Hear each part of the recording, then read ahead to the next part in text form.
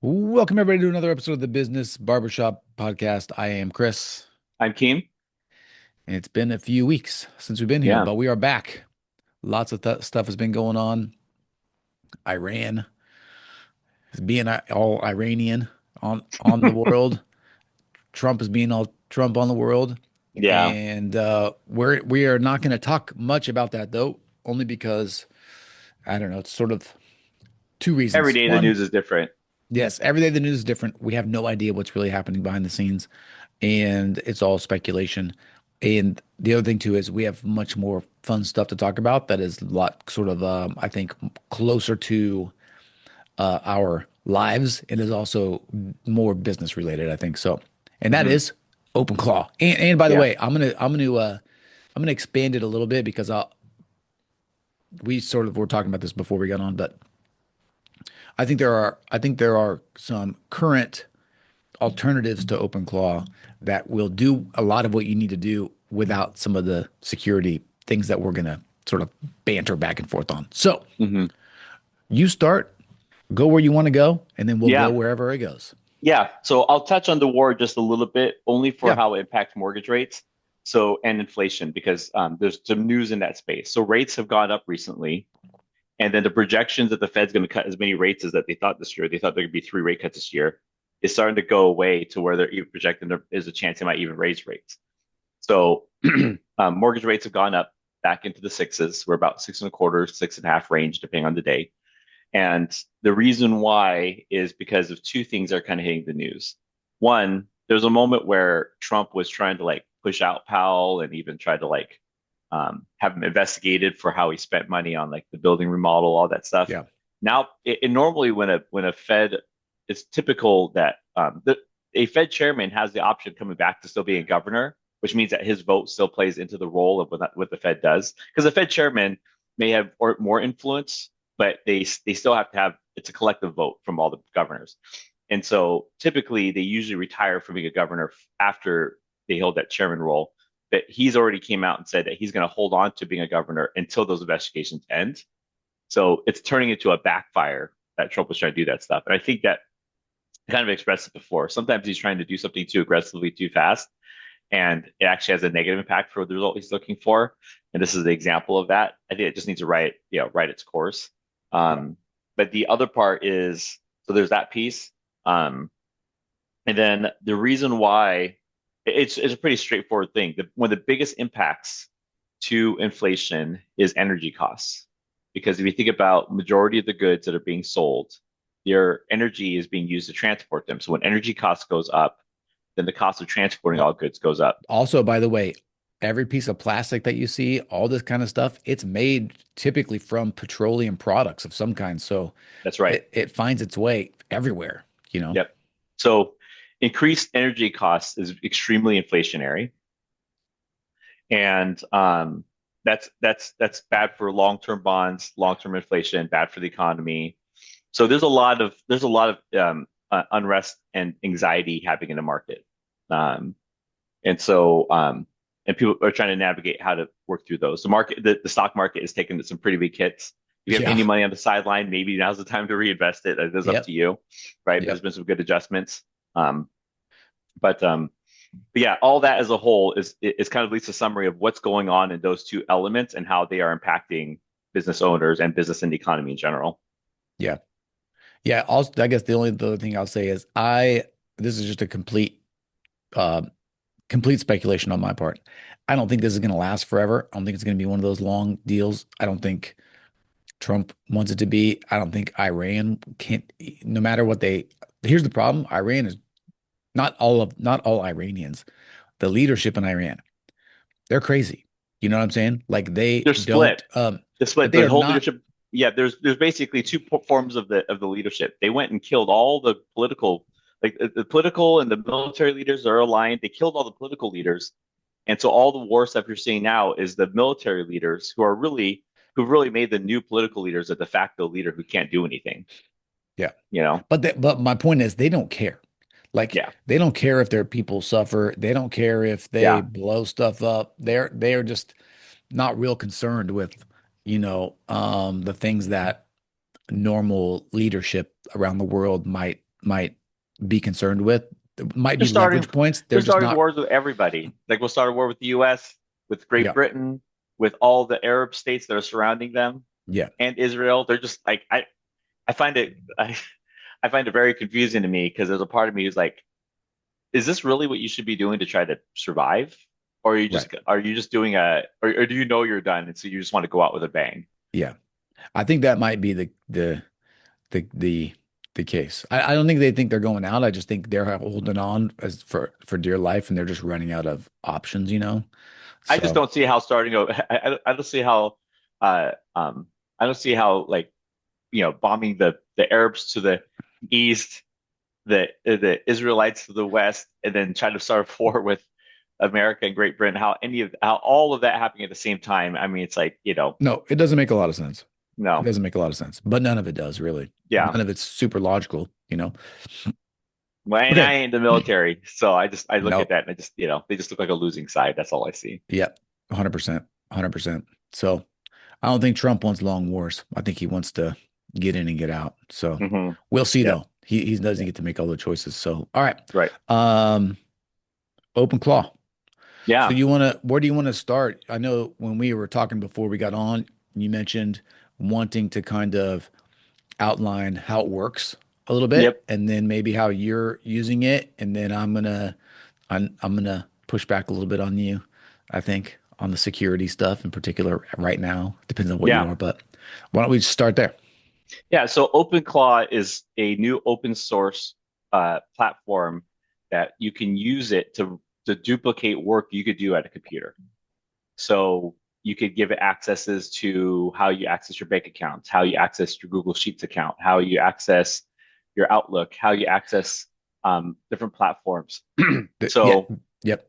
and you There's can one big train it. difference though. There's one big difference or and one important distinction, I think, from sort of like everything else that's gone before that is that OpenClaw can and really does act as an autonomous agent. Like they will just you will give it some directions and they will just go and do whatever they think they need to do to do the job. So like they Right, will go out there on the internet and they will send emails for you and they will do everything that like if let's say you had an executive assistant and you were like go book me a flight, OpenClaw has the ability to do everything essentially that executive assistant can do right, with a little bit of additional power because they're sort of like techie at the same time. right. So like they can do all kinds of weird stuff. So that's the big, I think, revelation or really the big change with OpenClaw. That's been a little bit different from, just ChatGPT, for example, or even ChatGPT agents, which can do stuff for you a little bit. A little bit. Like if you can make a pattern of actions you can do from a computer that result in something that normally you would thought only a human could do, OpenClaw can do it. So, as a disclaimer, almost what you're gonna hear from almost everyone is that, oh, but there's security issues. It can access things if you're not careful. It'll tell it to do things, and it might just, it might, it might. Before you realize it's gone too far, you might, it might just keep going and doing something you want it to do. And you can teach it to do things that have highly sensitive personal computer information, like personal information, business data, and all that stuff could be at risk if you're not careful with how you set it up. The reason why I thought this was so relevant, though, and really an amazing opportunity, probably for people who are listeners to our pod, is you hear people give those warnings. You have to remember, like for instance, I first heard about it on the on the All In podcast, but I've also talked to friends of mine who have smaller businesses, and so as they talk about it, and obviously I think it's Shamath that started to set up some of them, but you'll hear them kind of barely want to talk about it because they don't want people to get too far into it because they don't want to be the ones responsible getting people to start using it and then having issues. They want to make sure they really give these disclaimers about how it could be used, which all Correct. that's true, and I agree with all those things. However, smaller businesses closer to like sole proprietorship to smaller teams where the owner can have a closer control over each person they're working with, and also businesses that have less like starting getting OpenClaw involved to like help manage your finances, for instance, wouldn't be a recommended first use of it. You know what I mean? Yes. until you figure out until you make sure you have all of your Yeah. control points Eh, in place. yeah. And let's just start here real quick. If you are, by the way, if you are hearing this or you've heard of it and you're like, I'm going to go and do it, step one is you only put this OpenClaw software or agent or whatever you, however you would describe this program, you only put it on a completely clean, wiped computer that doesn't have any of your files on it, that doesn't have any of your information on it. You Yep. must start with a clean slate, and then you will only give it access to what you want, sort of, um, period. So Right. don't go put this on your laptop at home or on your computer. Just don't do that for this Right. exact reason. Because Right. what it can do is the security concerns around it have to just do with its ability to go and access your information and then give that information to the internet or provide other programs with your information, sort of thinking that they are trying to accomplish your goal. And a lot of this comes from API keys, which I actually don't know that much about, but I think API keys just allow for like the direct exchange of sort of whatever information is there. And OpenClaw has the ability to like generate brand new API keys for you and just do these weird Right. things Right. that are not great for your personal security. So if you're gonna experiment, I would. So having said that, I would encourage people to begin to learn about this, to consider experimenting with it. I haven't done it yet, only because I don't have a machine and I haven't had the time to really set it up. I'm kind of what are those? What are the like the five phases? There's like the crazy Ear- early adopters. Early adopters, and Yeah, then I'm sort of the like in laggers, phase. and That's right. I'm sort of like in phase two or maybe phase three in that I'm totally okay with people going out and kind of like messing it up, making a few YouTube videos and showing me exactly how to do it right. Then I'll get on, which is still way earlier than, the majority of people. So I would encourage you to um, be curious about this at the very least. There are already a lot of YouTube videos where people demonstrate how to set it up. They demonstrate what it's capable of. They talk about use cases and stuff like that. And it's really important to get that information because then it kind of opens your mind to what's possible in your world, right. and there really is a big, huge possibility with this stuff. And I know I can, and we can obviously keep talking about this, but I also have been doing some other stuff with Claude Cowork, which is s- like the secure version sort of ish. It's still not completely secure and has not sort of been authorized for you to just use like with client files, for example, or something like that. But there's a bunch of cool things that you can do if you just start thinking about it and look at your life in your business in terms of these having these specific jobs done.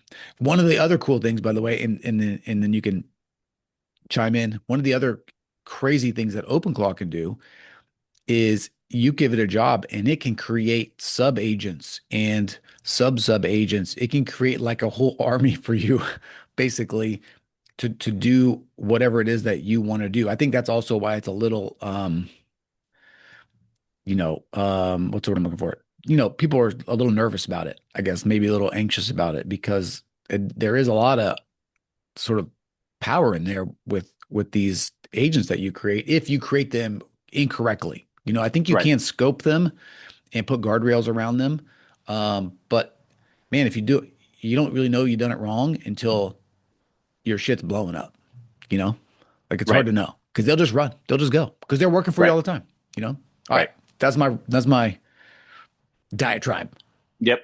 And all that's true. The advantage I think that people are missing on is that very small business owners who have like a lot, because I can think about like, everyone knows I have multiple businesses, and as you try to grow and scale them, some of them, some of them we don't have any, like the multiple of them don't have any full-time employees that work in them. It's Right. just like I own multiple businesses. I have contract people who work in them on a part-time basis, and they can kind of run the way they do. And there's limitations to how fast I grow them. And so it gives you an opportunity. It gives you an opportunity as a small business owner to dabble in something like, especially if it's something replacing something you're already doing is one tactic. But of course, if you have a method that works, then it's just about improving efficiencies. But you can also try it for like low risk, low hanging fruit, new adventures that you're planning on doing. So I'll just give an example. I've always planned that we would try to, spend more marketing efforts going after existing landowners so that my clients could have more options just than what's on the market for properties to go after.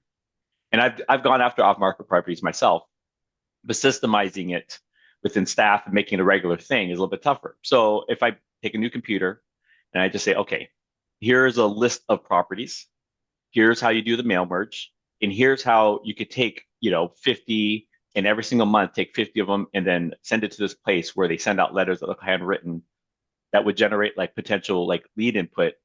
If it does fuck it up, it's not my risk basis on it is it's very low, right? Yeah. Like, oops, Hmm. people get off Hmm. market letters all the time. Maybe it does a shitty job of it and it doesn't turn out great for me.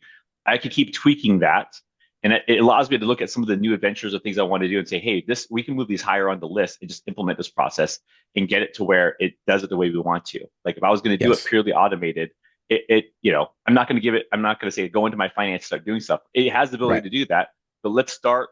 I can start, as a small business owner, you can start to say, hey, what small things can I do now that if it doesn't screw up, if it does screw it up, the damage control is minimal. But the biggest risk of starting those adventures is that you have this bandwidth issue and of like what you can do and what your employees can do. And so if you start to create those agents to do them for you, they can. So people Yep. who are independent real estate agents, have small investment firms, have small portfolios that are working through, small business owners who have a new marketing idea that has very little cost to it. You just have to, set up campaigns and so forth. It's just it. I think that there's an advantage that the small business owner has using this that other businesses don't have because if you have a bigger business, you don't want to just dabble with these small like experiment, try it, if it fails, whatever, right? You have a lot more at risk for these large established corporations with layers of management and so forth. Yep. And so for the small business owner who has these small elements of things they want to try, and the cost is small and the risk basis is small, um, a lot of people feel like these technologies are going to only benefit the biggest companies. And I am finding that if you change your perspective and you're creative with how you use them, they actually could benefit the small business owner the most. Oh yeah. I agree 100%. The where I was sort of like, and maybe I'm just being like, I don't know, semantically, too precise. I think as a small business owner, though, when you're doing this stuff, you still have to really pay attention to kind of like, I guess this is what you said, to the type of things that you're trying to do and how you're trying to how the information that you're using to do the things that you're trying to do. You know, Yep. like I'll give you a perfect example. For a long time, so with the firm, we have a not a big team. We have like 10 people, I think, maybe 11 people on our team. There are workflows, for everything that we do. Somebody has to do something, then they have to sign the next thing to the next person, right? Sort of Right. like that's how the work gets done.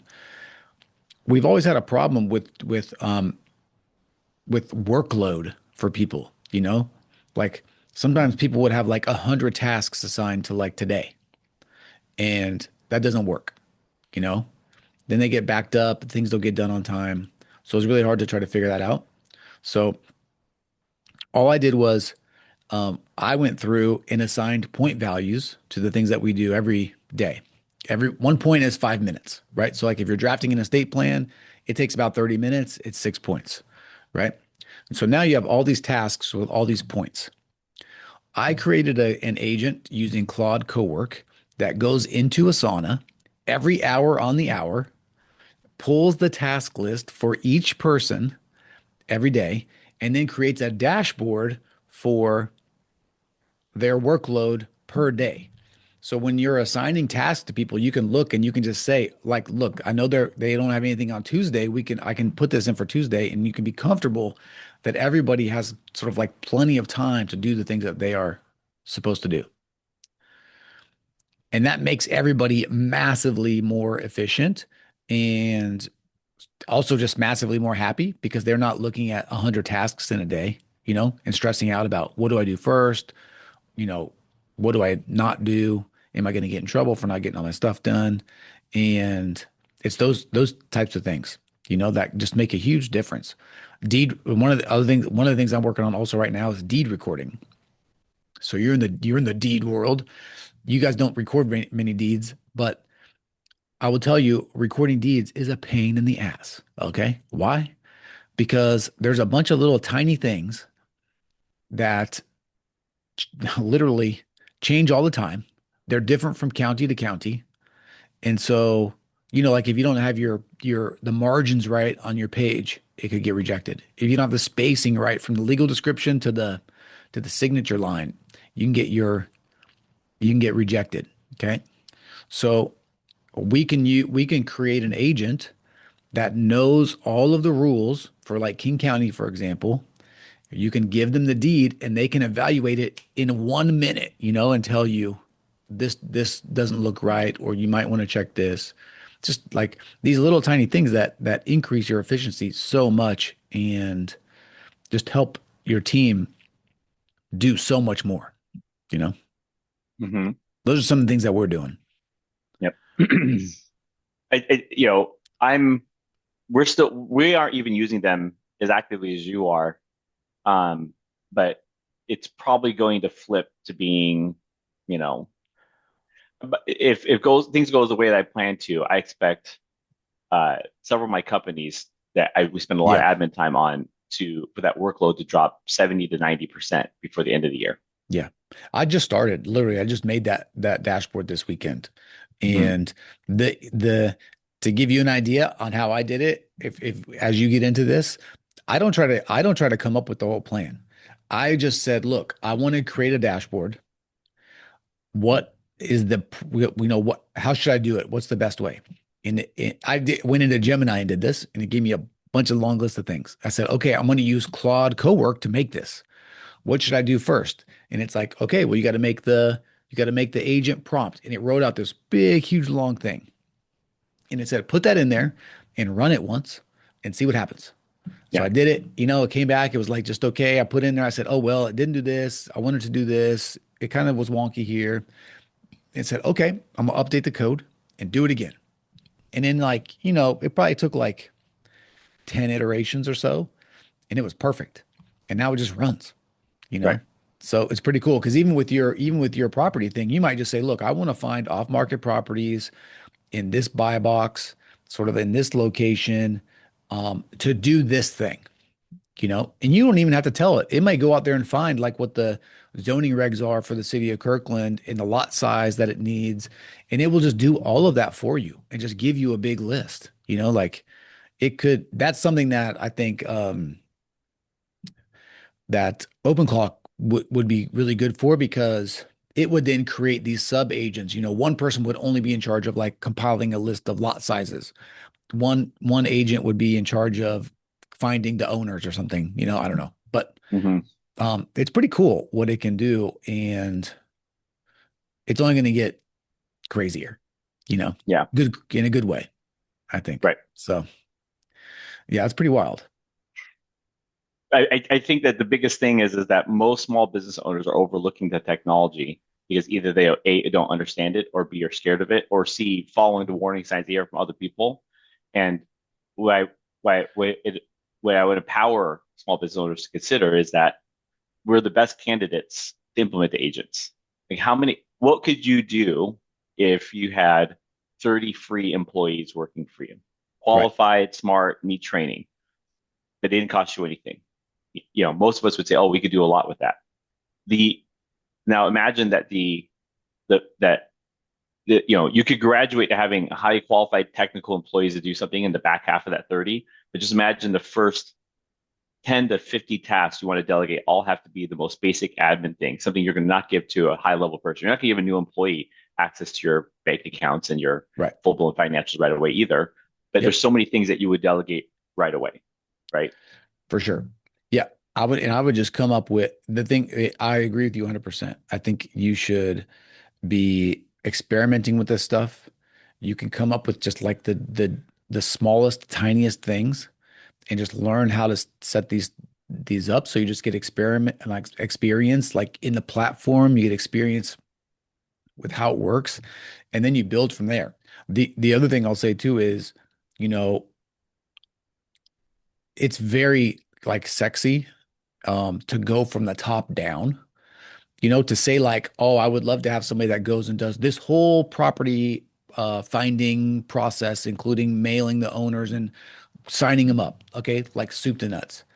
But I think as a small business owner, you're going to get a lot more traction out of this from the beginning and just saying, okay, what is one step in that process that I think is repeatable easily, that I don't want to do anymore, and that will then lead me to the next step, and then you do one thing, and then you can sort of piggyback off of that and build, and then do the next thing, and do the next thing, and the next thing, because if you don't get the right properties, for example, writing the letters to the owners is like who is useless, you know. But if you can find, and maybe it's again, just like to use your example, it may just be step one, how do we get somebody that's an expert with the codes to figure out what properties to buy first, you know? And then, okay, we get that. Now, all right, now we need somebody that can go evaluate all these properties. How do we do that? You know? And maybe you just start with a list, you know?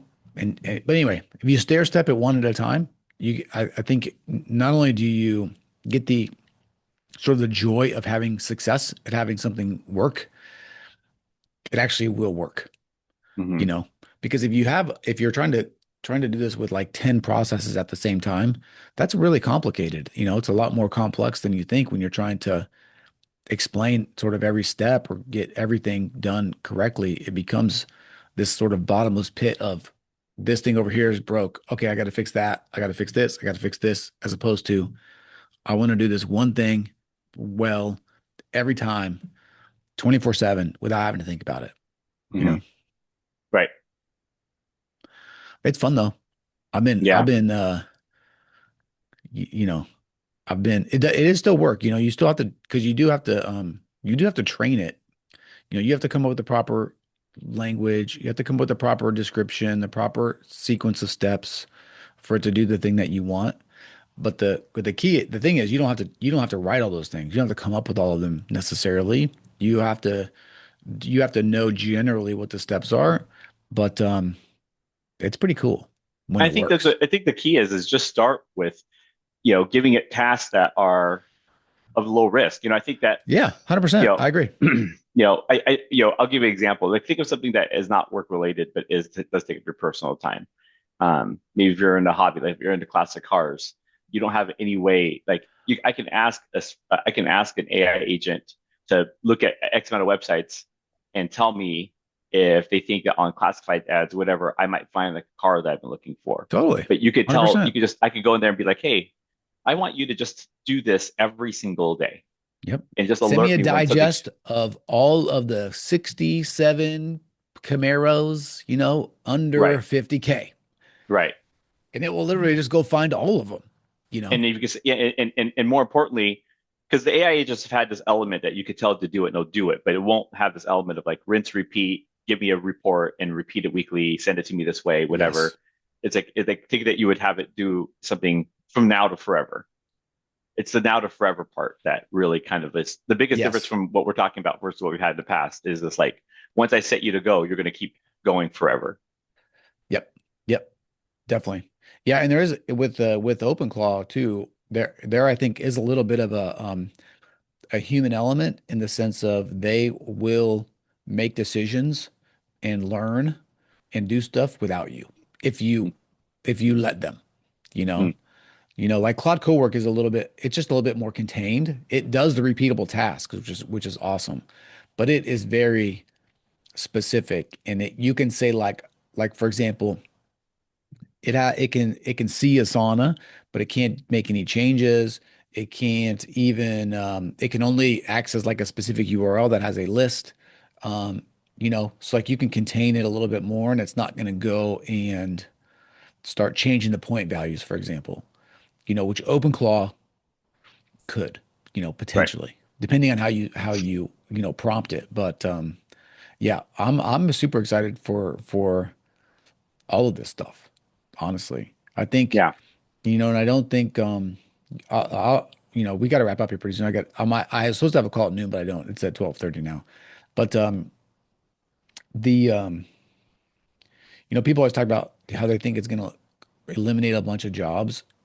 I think it will eliminate some jobs, but it's really going to make, like in a small business, I think it's going to really supercharge your team and allow them to do like significantly more with in the same amount of time, you know? Hmm. Because there's all these little tiny piddly things that you have to do all day that you can just eliminate. And so it's just like really like what do I need you to do? Like the three biggest things, and let's get all of the other stuff done, you Right.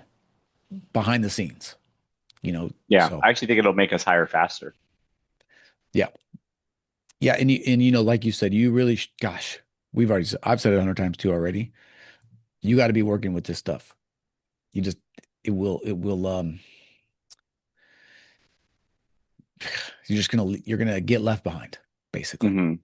And some people I get don't. afraid of that. I've had the anxiety of that before, but at this, but this, the reality is that as long as you make a concerted effort to to know the technology, understand it, and then apply it, and that's what small businesses really have an advantage over the big ones. Because the big ones, it's like, the reason why the ice, that iceberg, sunk the Titanic is because it just couldn't turn fast enough. Some guy in a canoe was never going to crash it in that Yep, thing. He could turn directions definitely. fast enough, get out of the way, and that's the advantage that small businesses have. So if you're heading towards something that's going to be a problem, you have the ability to redirect and make the adjustments quickly. But you just can't put your head in the sand and hope that it's going to just fix itself on its own, because that's not going to Yep, happen. yep, yep. I agree. And it may eliminate all jobs maybe someday in the future, but I think that's a pretty long ways away because there's again, it does there I don't know, I guess I'm speculating, but you know, this AI technology, it can learn and it can learn very, very quickly, but there are some elements that I think are just going to take longer. It's I guess I'll say it like this. Getting 97% correct may happen very, very quickly for this, like Openclaw, for example. But Hmm. that last 3%, man, that's like when you land the plane. I think that's going to take longer, you Yeah. know? And I think what we're talking about right now is this 97%. But to get to the stage where, like, let's say somebody could sign up for an estate plan and I could just turn it over to like an AI bot, that's still pretty far away, I think, Right. you know? Right. So anyway, what else? Any other thoughts about That's that? Yeah. I think that's it. Embrace technology and try it. you know, Give yourself a week and try to have it do at least one thing for you. Find the easiest, simplest thing that you do on a regular basis and have it remove that task for you.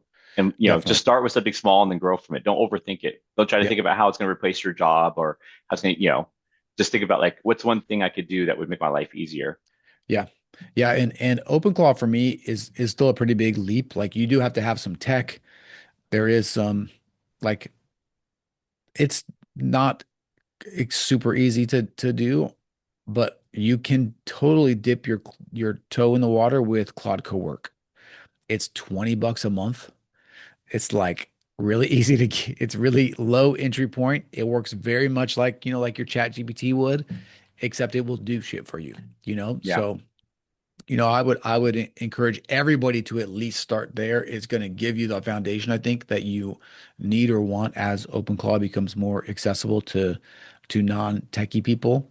Because they talk about like putting it on a Telegram channel, and even there, I'm just like, okay, this is, you know, I know it's probably not hard, but I just don't have any experience doing that kind of Yeah. stuff, you know?